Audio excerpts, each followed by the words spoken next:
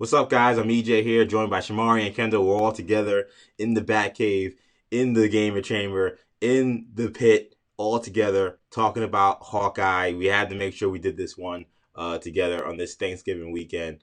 A lot to talk about with this show. So we're doing our first Hawkeye recap. We're doing episodes 1 and 2. First one being Never Meet Your Hero. Second one, Hide and Seek. And this is our introduction to Kate Bishop. It's our kind of reintroduction to where Clint Barton is at this point in his life post Avengers Endgame. And I just toss it to you guys first. I'll go to Sham first here. What was your initial thoughts on the first 2 episodes of Hawkeye?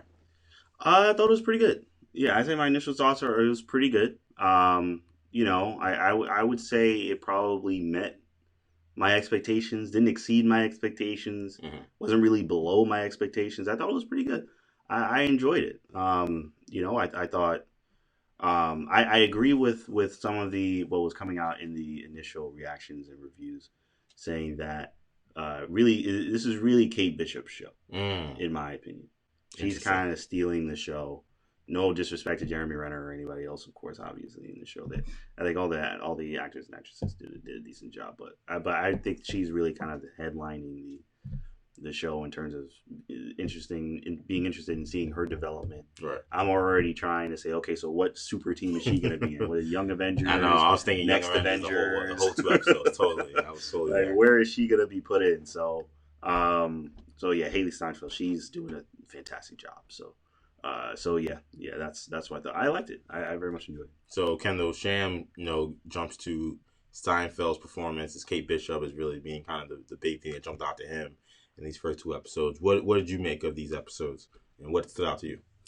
I agree. I mean, I love this. I love these first 2 episodes. I came into this not as, I wouldn't say I wasn't as excited, but my expectations were probably tempered based off of the marketing. The marketing I thought was a little underwhelming for this series, but I don't think the marketing did this show justice initially. I think there's a sentiment of people that thought, this might be a skippable one, or this might be one that I can kind of wait. But I think that this is just as good, if not better, than the other Disney Plus series that we've had so far.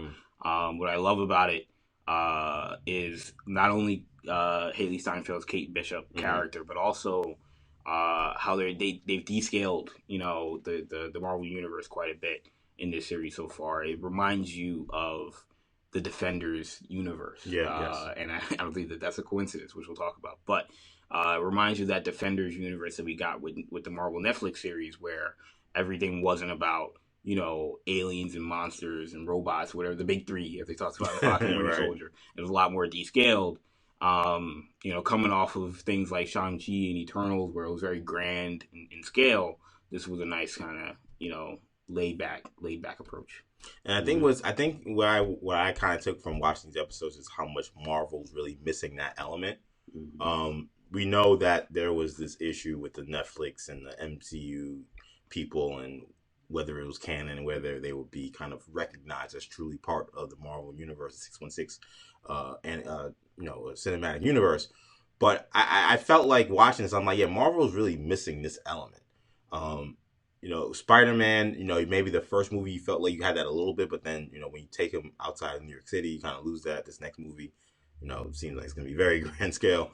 So you really don't have any other heroes who kind of can bring it to that more grounded kind of level where you feel like, in many ways, the setting of where they are becomes a character of the show. And I actually felt like New York City really did become a character of the show, similar to how New York City was in, obviously, Spider-Man, but I was thinking about Daredevil, thinking about Luke Cage and Harlem in particular. And I really like that aspect of this show, and kind of showing kind of this kind of unique look kind of at New York City and Kate's kind of perspective, being this kind of very privileged, very, wealthy young woman who clearly kind of has, larger altruistic kind of views and beliefs and dreams that she wants to fulfill, given her experience as a young child that doesn't necessarily match up with the people she deals with on a regular basis. A lot of it is her mom, of course, the fiance who we'll talk plenty about on this series. And I think that seeing kind of that element matched with this person I thought really played together really well. Yeah, more highbrow, certainly more highbrow, elitist Yeah. sort of environment that she's grown up in. It's sort of a character that is a character type that we haven't really sort of seen. It's like she has a Tony kind Stark. of dabbles a little bit in kind of a Danny Rand. Danny Rand, I can see it to a degree. Hogarth yeah, that's what I was thinking. Yeah, right. Like Tony Stark. Obviously comes from that similar kind of background. Certainly a different, environment, but obviously also being wealthy and well off. But he like embraces it in a way that's much different than what we've seen from Kate Bishop. Yeah. Whereas Kate Bishop has she's like your stereotypical like person who's like good at every sport and is like, but also the sports that she does are very like highbrow. Right. And, yeah. not. Right. Yeah, you're very much your silver spoon kind of sports. Your fencing, your judo, your archery. What did you make, Sham, of how they kind of set up Kate's background? We'll get into the opening scene, but just kind of thinking about as soon as you thrust a new hero in and you're trying to convince your audience that this is a superhero that's going to be fighting, she's not fighting supervillains now, but eventually we'll be fighting supervillains. In this case, she's fighting, real gang members and killers and how to make them seem legitimate based on their life experience. Do you feel like they did that correctly or effectively with kind of showing her background post the Avengers kind of invasion from the Chitauri and her kind of taking that very physical kind of background to kind of work herself up into eventually what is the role of a hero? She may not know it as of that point in time, and it may seem kind of very like, aloof to kind of think that you could be a superhero, but do you think that worked in terms of kind of making her believable when she's putting on that Ronin costume and knocking heads with the real gang members? Yeah, the tracksuit gang. Yeah, the tracksuit gang. Yeah, I mean, I think they did that really well. Honestly, I think they did that really well because even in the action scenes, she wasn't just laying them all out like it's nothing. Yeah. She was taking bumps. So that was very good, I think. Yeah. It's clear she has a long way to go. It's clear she needs some more training, some more help. But she was still able to hold her own. Right. She was still able to show Hawkeye, and these gang members who thought that this was Ronin. Right. Yeah. I thought they did that really well actually with regards to the action. Yeah, and just talking about her background again, like even beyond the specific sports that she excelled at, I always found that was always something that I've always been intrigued about, was like the idea that you have all of these heroes, but like none of them are athletes and none of them like excelled at like. I always think about like MMA, for example. If you're a UFC fan, like why aren't any of these superheroes like mixed martial artists? Yeah, they can make a lot of money doing it and stuff. Guys like GSP. Yeah, I know, right? Valtrak, right? Movie. Should try UFC, but you see a lot of that, and getting this character who obviously is also we know going to become Hawkeye. And that's, a high level archer, like that would make, and wins a bunch of competitions at a national level. That makes sense for the character, and those sorts of things, making the universe tie in with some realism, and not just, she's just some girl that just happens to be good with a bow, right. But they make it realistic. And when it comes to kind of setting up that background, they set that up with this, long scene of, her mother and father kind of having, issues, marital and financial, and, that kind of all becoming very secondary as her father is killed during the invasion of the Chitauri. And, she almost has this near-death experience as the, Chitauri are coming right after her, and it's Hawkeye's abilities from long distance with the bow and arrow that save her life and kind of put her on this path. And at that funeral, she said that, she wanted to be a part of every single physical activity you could think of, I guess, to kind of protect herself. And perhaps, as we see later on, and it's definitely in episode 2, Hawkeye had inspired her. She's a young woman, so, she probably didn't know where that was going to go to immediately, but her meeting Hawkeye in person, it hits more, it hits home stronger because we see that early interaction. It was a scene that a lot of people really enjoyed from the early reaction we were getting. We talked about it a little bit on the podcast, New Generation Hero Talk, which of course you guys check out on YouTube on the podcast channel, New Generation Podcast Network, Apple Podcast, Spotify, Stitcher, and TuneIn. But Sham, what did you kind of make of that opening sequence? Did that work for you? So just like the background. Yeah, just the 2012 flashback. Yeah. I'd say it worked for me. Yeah. I mean, I thought it was good. Of course the effects were stellar. Yeah. Disney Plus, Marvel. The effects are always stellar. So, but yeah, I thought it was good. It kind of definitely, I would say it laid the groundwork. I think seeing Haley Steinfeld throughout the show helped to solidify it more. So at first I was like, okay, this happened, and then boom, what now? You're an Avenger? Is that it? Right. But it doesn't just jump to that. Right. So I'm glad it's definitely taking its time with that. But I thought the flashback was good. I thought it was good. I have to say, I was with a lot of people were saying, oh, the opening, at least from the little reactions I was seeing, they saying the opening sequence, and so I was like, oh, okay, so it's just like a flashback. So I forgot about those. I was a little underwhelmed watching it. Yeah, I was keen in on what this opening sequence. Yeah, because everyone's talking about. And I'll be honest, and I like these two episodes. I think they overhyped the opening. Yeah, absolutely. It was good, but like it wasn't. Saying, and I'm just like, it was mind blowing. It was fine. It was the best thing that it was good out of these two episodes. I don't agree with that. No, I don't think it was the best thing. And then not to say that it was bad. I think there were a lot of the good elements of the show. I forgot about those comments watching it. And now bring it up. I agree that was probably a little hyperbolic, but so part of me is the reason why I was not as high on it. Is you hate going back to particularly someone who's watched a lot of Agents of S.H.I.E.L.D., a lot of the Marvel Netflix series. Going back to the Battle of New York is like, it's the easy Marvel crutch, Right. People are upset about the blip. People bring up the blip, but that's the Battle of New York is that for me. Yeah.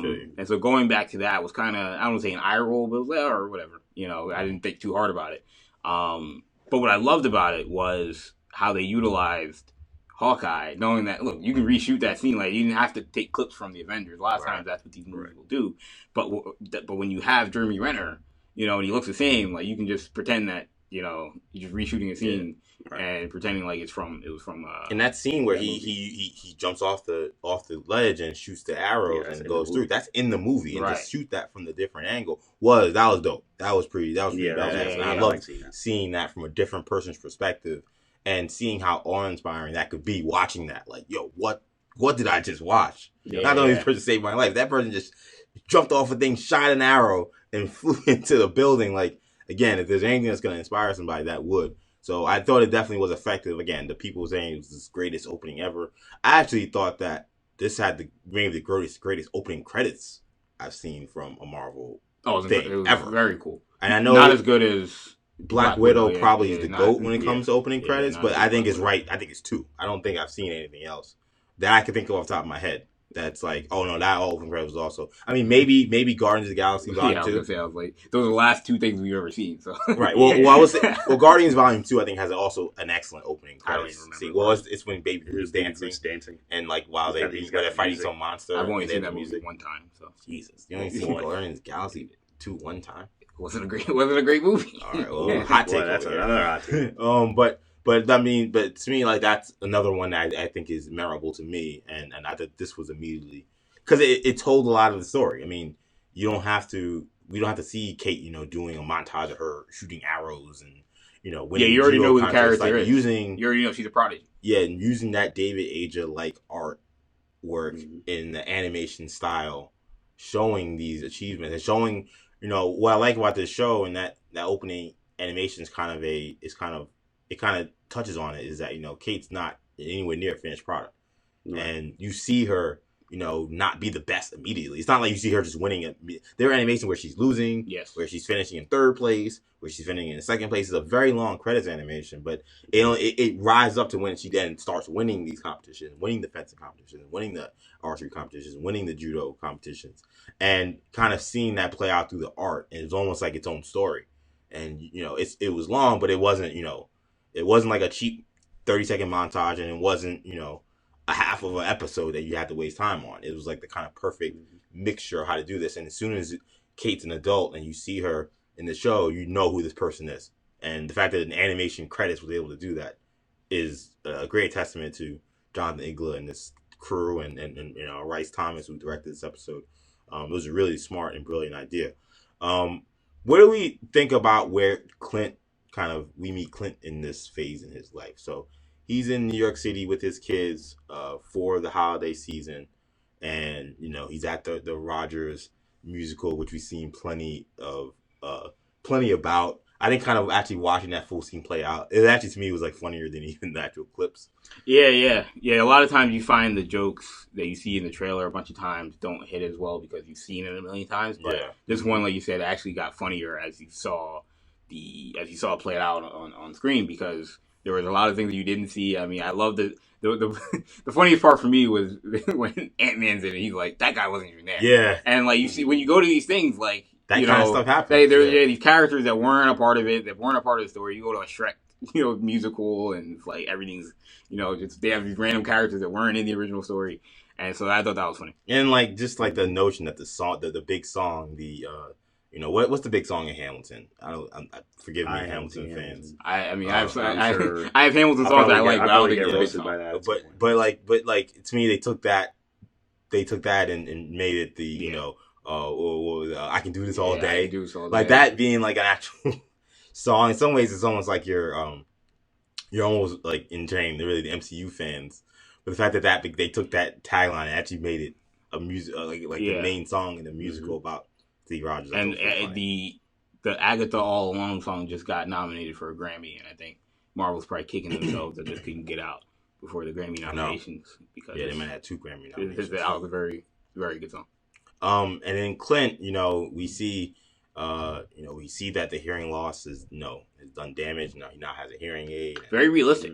You're like, how's the guy who's been in that many human been in that many types of fights, not in the scene. Now it's just fine physically. Yeah, and that made sense. But he's kind of thrust into this situation when he sees the situation where Kate Bishop, who he doesn't know who Kate Bishop, but he sees someone running around in a Ronin costume. Is on Spectrum News New York 1, and it's the first time that the Ronin's been seen, and he understands. He kind of flashes back to what that Ronin costume means to him. Of course, he was Ronin during Avengers Endgame, and he was out taking out the criminal underground. And we learn in this show that it started in New York City, and then he expanded. By the time we see him in the show, he's in Japan. But it was kind of interesting to kind of get that little history with he didn't just go to Japan. When he took out all the organized crime. He took out the organized crime in New York City, and that will end up being maybe an interesting story as this show goes on about who are those people that he took out. Is there anybody that he took out that will resurface because he's been gone for a while with a bald head? Anyone with a bald head with a white a little bit of a muscular, likes playing white walls. Anybody like that that maybe was taken out during this time that now is going to rise up as Ronin has reappeared.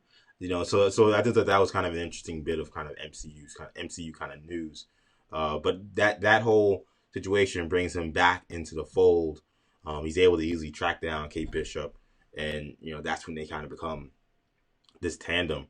Kendall, what did you make of their chemistry initially? Kind of just where Kate was and where Clint was in terms of how they saw each other. I think Kate, someone who should. I think she was terrified, but I think being with Hawkeye, one, he's an Avenger, so there's protection there. But also, I think she was just inspired. I think she kind of felt like, wow, this is actually my opportunity now to be whatever I meant to be when I was doing all those judo competitions and stuff. And Hawkeye kind of being like, I have responsibility, I have a family.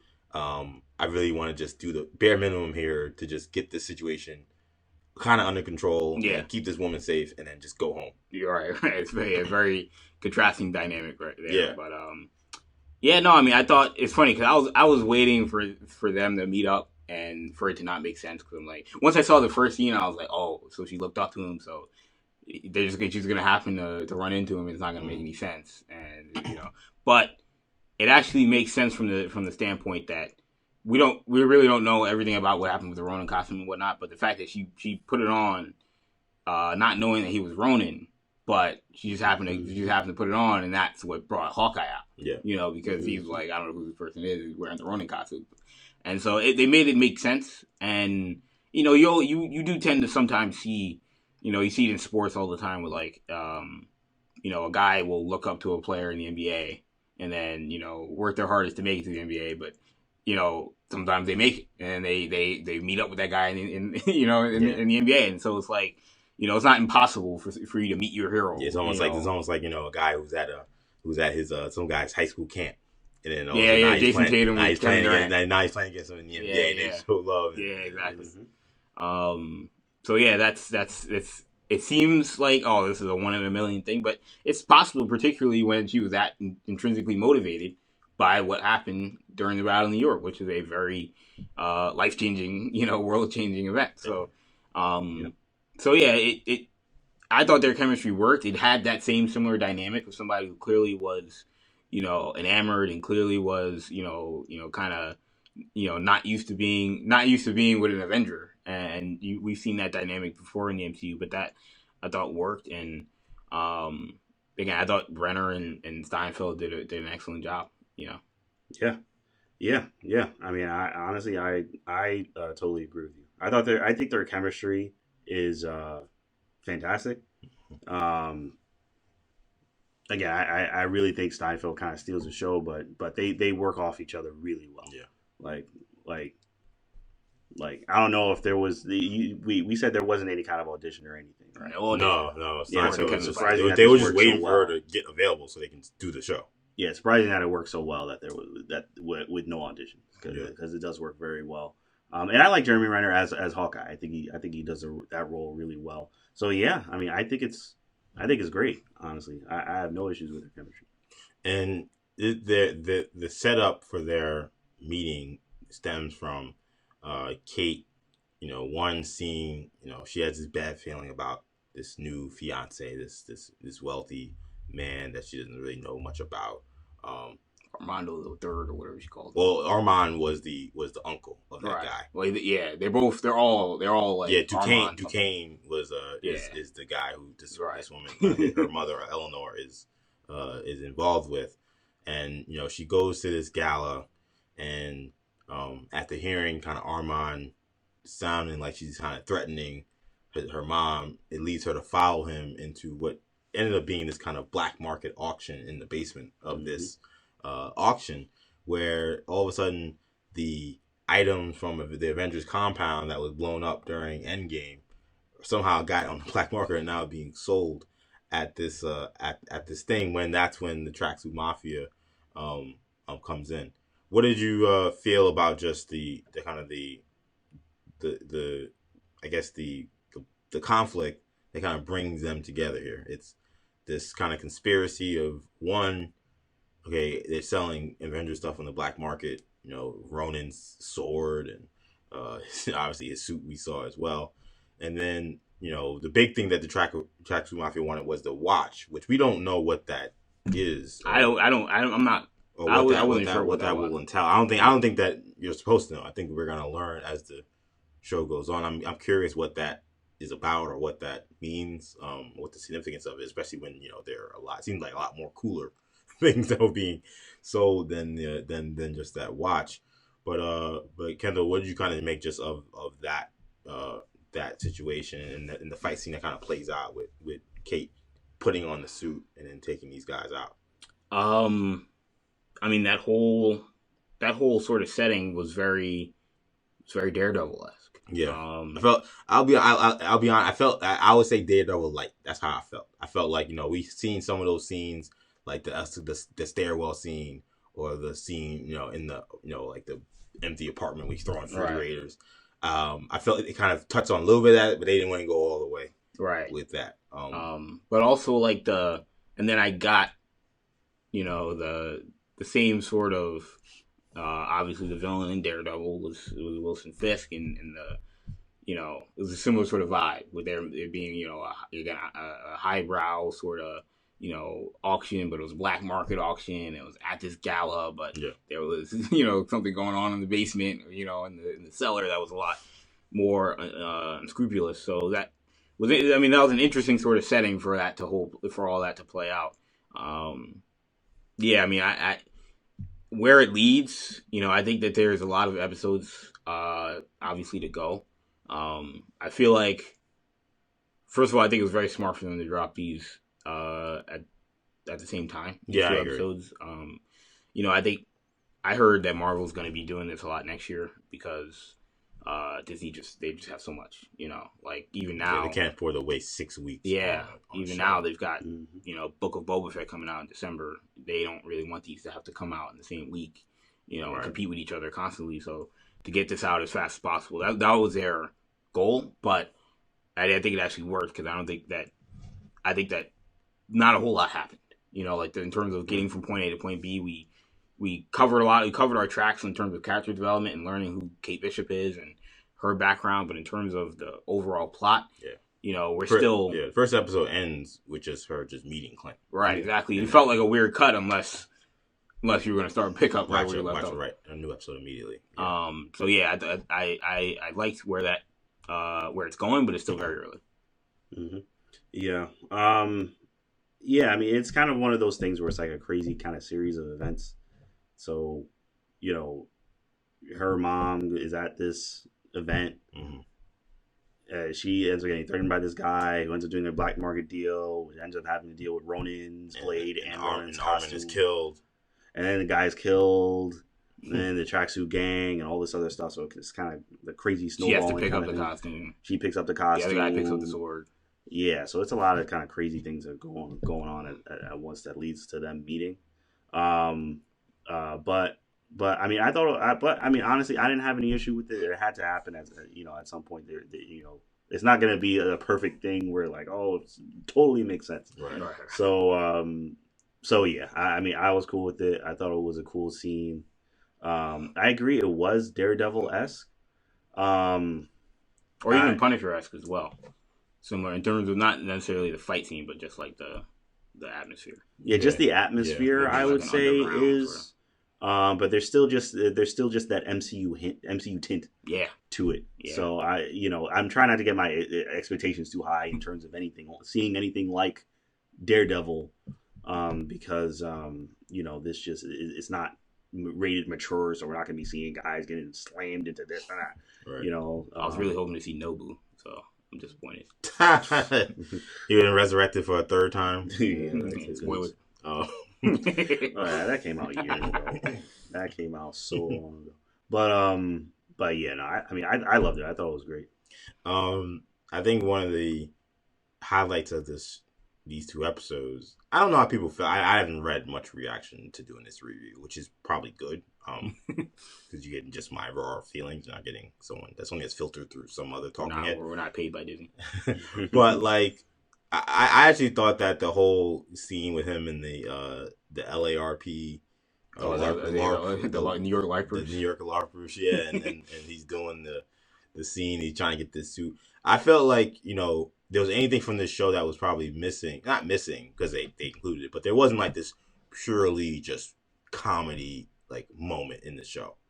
Like the show has a lot of like humor in it, just like like Kate is just like a funny person, just like her dealing with these people. Right. And Clint is very funny, just like his dealing with these people. Like how he takes these like the tracksuit mafia just so like not seriously. Like he's talking to his wife about it, just like, oh yeah, those idiots. Like, yeah, I'm getting these idiots again. Like no one takes these guys seriously. That's what they put the bag over his head. He's like, I can see through the bag, guys. You don't get people like Thanos. He's not too. He's not scared of concerned. About the tracksuit mafia. But then seeing him with the LARPers, I thought actually ended up being one of my favorite moments of the show. I just thought it was, seeing someone who's been through so much and seen so much, like, be part of something that's so obscure. I feel like Jeremy Renner was like, I'm not putting on that wig.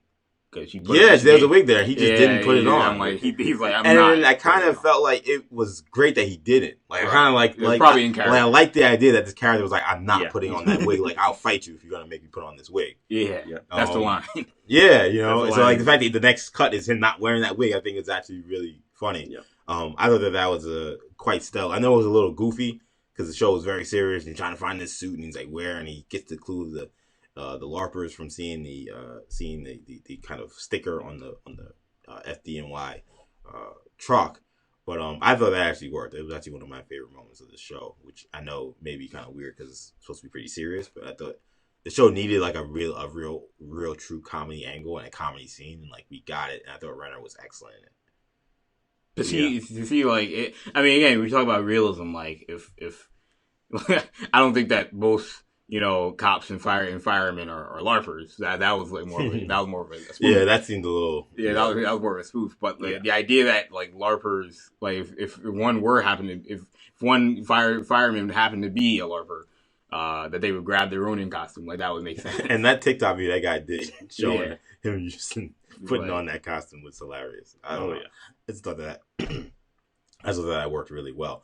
The episode ends up ending with, again, he gets caught because he wants to get caught so he can kind of end this thing with the tracksuit mafia, and he wants to meet the boss. He wants to meet the boss, and he's dealing with these bumbling idiots, who are, don't seem to kind of know what's going on. He's able to easily get out of the handcuffs that they were in. Again, you mentioned before about him being able to see the bag. It was pretty funny. But it ends with, Kate tracking his phone. So again, Kate kind of showing that kind of intuition that we've seen from her and trying to make this heroic entrance. Also with her background, with her mom being the CEO of the security firm. Security system. Yeah, that was smart, I thought too, in terms of making her make sense and making her having that kind of forensic kind of thoughts. These little things, I felt like, again, we talked about it earlier, like making this person believable as an eventual hero, without having superpowers is very difficult, I think, most of the time. I think this show, I think, went the farthest to try to make you convinced that this can work.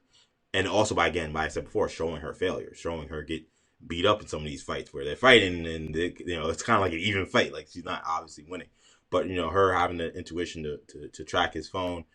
She tries to do the heroic entrance and it fails miserably. Right. And she doesn't even realize that she's going right to the people that have been looking for her this whole time. Because they realized that Kate, Bishop was the one in the costume, and they both end up tied up, and eventually the Tracksuit Mafia tracks down the boss, and it's none other than Maya Lopez, aka Echo. So the episode ends with Echo being shown as the quote-unquote leader of Tracksuit Mafia. It's interesting considering Echo is a superhero. So what do we think is going on with that? Yeah, I mean, I don't think she's gonna be, I don't think she's gonna be a superhero right now. It doesn't appear that way. We'll see how the series develops. I mean, again, like you said, it's curious that she's getting her own series. Mm-hmm. Allegedly. Oh, did they announce that? Yeah, right. Not allegedly anymore. Yeah, not allegedly anymore. As of a couple weeks ago, which I should know. I did a video on this YouTube channel about it, but yeah. Yeah. We didn't talk a whole lot about the Echo series because we hadn't seen the character. It was so bizarre. We talked about it at the time. It was very bizarre to announce it when they did. But regardless, we know that she's got her own series coming. Mm-hmm. So them building her character up as like a big deal makes sense. Yeah. Again, as we said, as I said when we talked about it on Disney Plus Day, in terms of justifying her getting her own show, that remains to be seen. In terms of how good is Alaqua Cox playing this character, and is this going to be a character that people are excited about? I don't know. I can't say so far. I mean, it's curious, it's interesting, but that remains to be seen. Yeah, it does remain to be seen. I mean, I'm glad we're starting to get the reveals already, starting to get some more characters already. Yeah. I was a little worried that this was going to be a slow start. I mean, we've talked about the tracksuit gang, kind of how bumbling and stumbling, and all that they seem. So yeah, I am glad that we're starting to get more characters already. So that is good.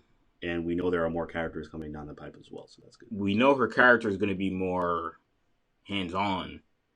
Like, they're making her out to be the boss right now, but then we saw the clip, of her during Disney Plus Day where she's chasing them down in the car. Yeah. I hate having to tie in those clips, but they showed us a whole scene that wasn't in the first two episodes. Yeah, I think it very well could be in the next episode. Right, I would think that was them escaping the place. Because Kate is wearing that same purple, her costume, purple costume.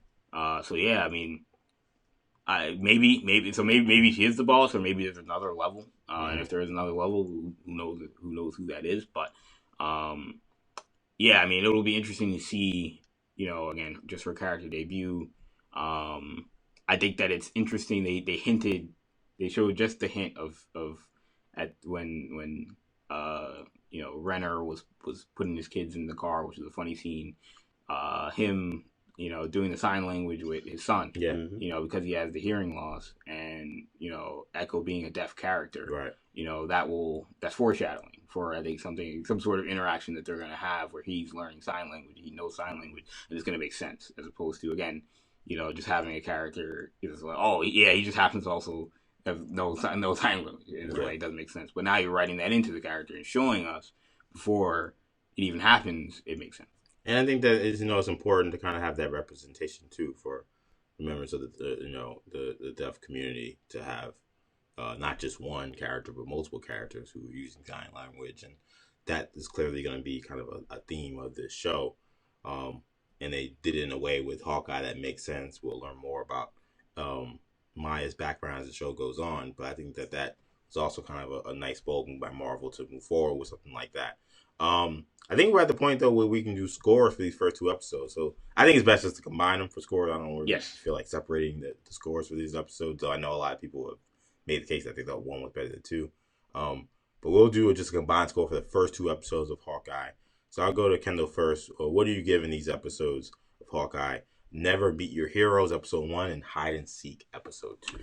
I'm going 8 out of 10 total. I thought that these were a great start for the series. Reminds me a lot of Falcon and Winter Soldier. If I was comparing it to any of the Disney Plus series, it's most closest to that. Smaller scale, more about character development, and a lot of action. So I'm enjoying it so far, and I think that there's a lot of room to grow, because we know there are a lot of characters. I talked about it on our show, our podcast.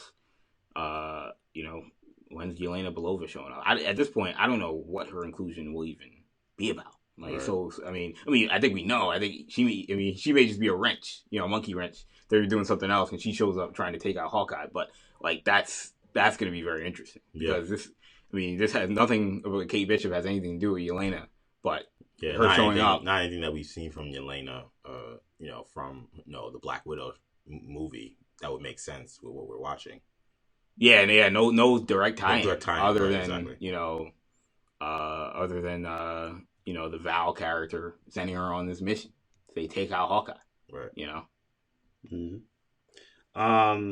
I'd go the same. I'd probably give it an 8, solid.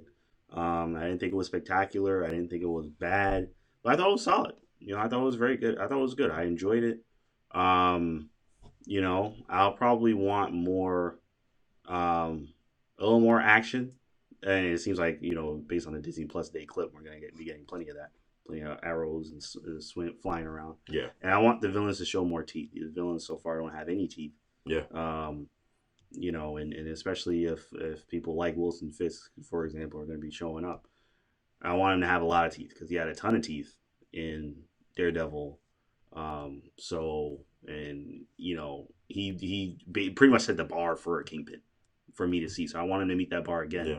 So I'm hoping, I'm hoping he's not cuddled up at all in this show. So I give it an 8 out of 10. 8 out of 10 for now. Yeah, I'll go 7.5, just a tick below you guys. I thought the show was pretty solid. I thought Jeremy and Haley were, I thought, great in terms of as a tandem. I thought the way they set up Kate's background was great. I liked kind of where we saw Clint was at this point in his life.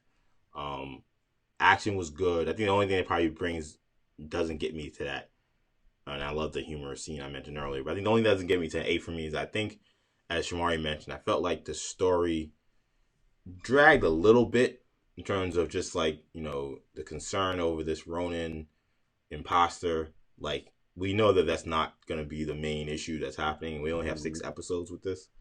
They may view that as a lot. We view it as not a lot. Yeah, I felt. What do you mean it's not a lot?